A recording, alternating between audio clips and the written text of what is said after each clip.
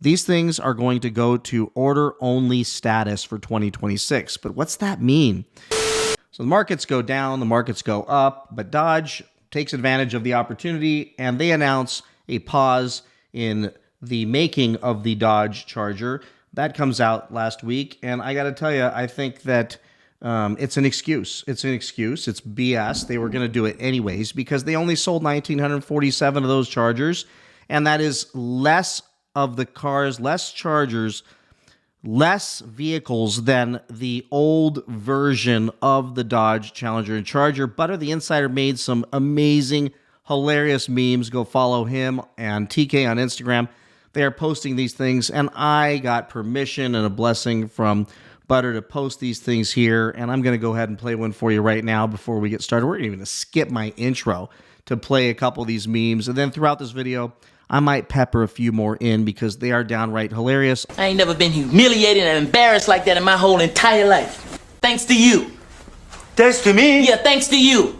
So how did we get here? How did we get in this situation where they've got a car that is selling so poorly that the old car, the old version, outsells it? I can't see what this is about. Where the fuck is everyone? And now there's no end in sight on how they are going to get through the inventory that they've already made. And I believe there's probably very likely tens of thousands of these things, these Daytona EVs, just lingering out there on lots all over the nation and potentially in storage lots for Stellantis, for Dodge. Carlos Tavares really did screw this thing up, and now we're looking at the end result. Carlos Tavares heard from all of us.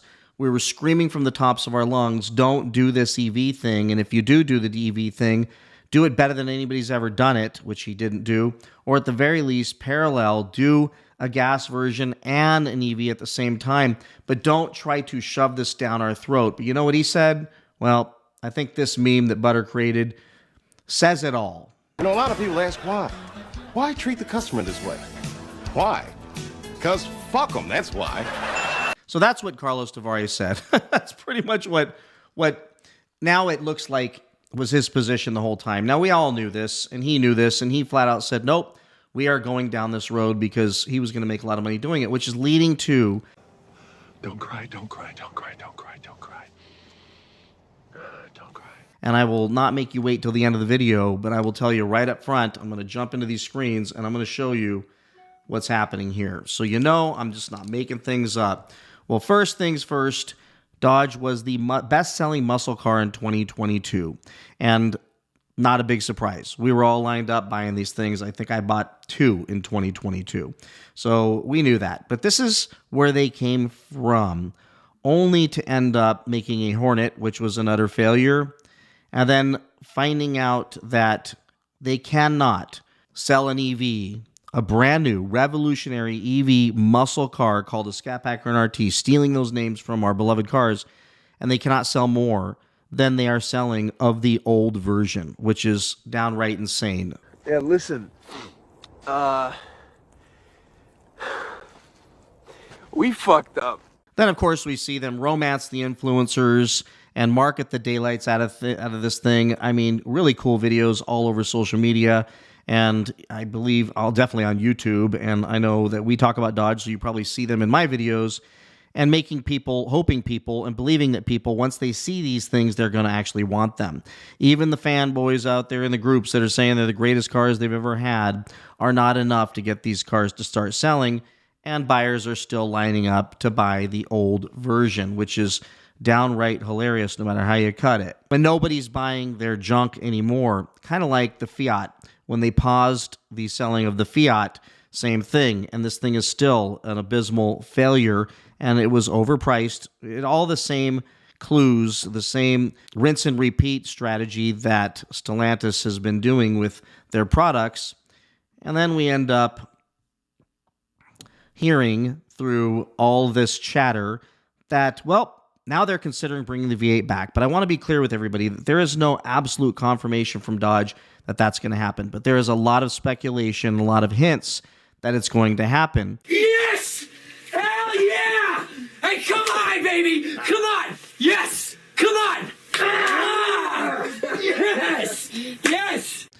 they obviously don't want to kill the launch of the i6. But now we're hearing that this pause could affect the delivering of the i6 in June, which I think would be another excuse because based on their history, they can't deliver cars on time anyways. But this was also in Mopar Insiders, which is these things are going to go to order-only status for 2026. But what's that mean?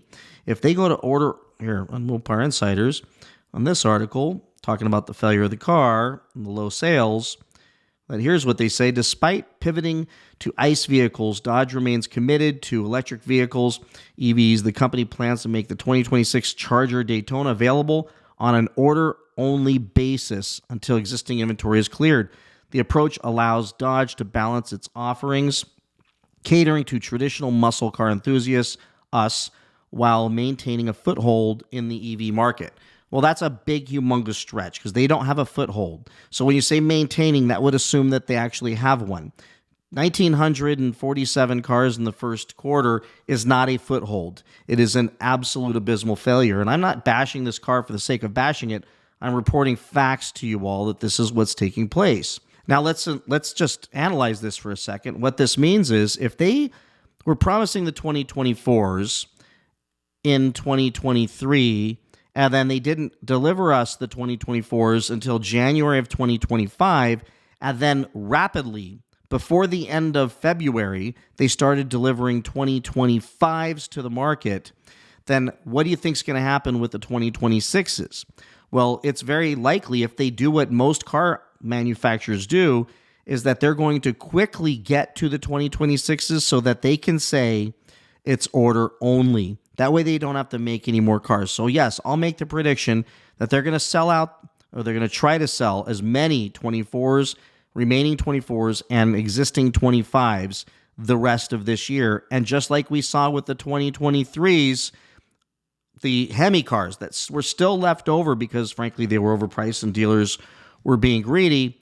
But if there's still 2023s on the market today, how many 2025s do you think will still be sitting on lots deep into 2026? Meaning that that is why they're saying the 2026s will be order only. So they won't be delivering any cars after that, which means you will have seen basically a 3-year run compressed into 2 years, a first call per Matt McAleer, a first call version for the 2024, which was a very short run, and then the 2025s flooding the market and not selling, and then the 2026 going to order only. And at that point, I think we're at a place to where we can just pretty much acknowledge that that's the end of this thing.